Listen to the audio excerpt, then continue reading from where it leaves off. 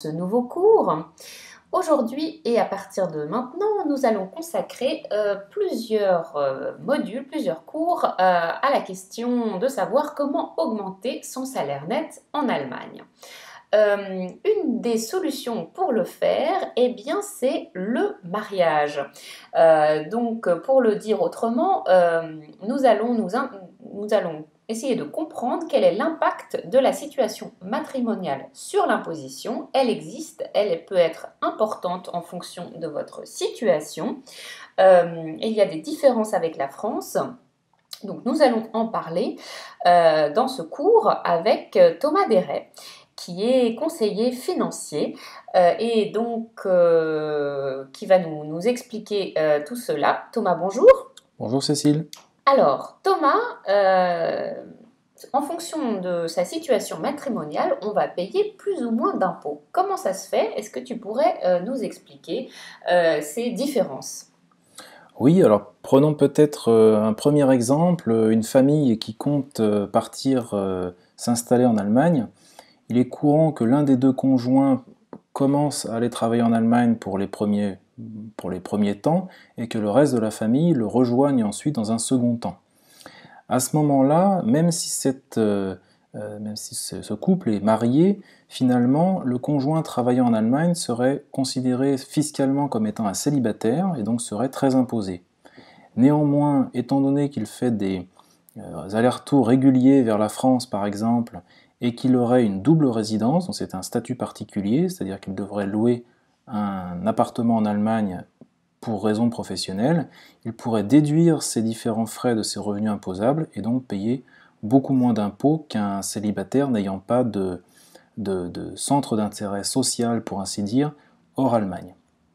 Voilà, alors ça c'est une première particularité qui est effectivement intéressante à connaître dans le cas des couples, des expatriés.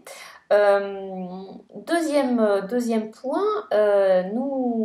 est-ce qu'on pourrait poser la question de façon assez cynique, est-ce que ça vaut le coup de se marier ou d'être marié dans le système allemand? Disons que le mariage permet de faire une déclaration commune et donc de rajouter une part non imposable aux revenus du ménage.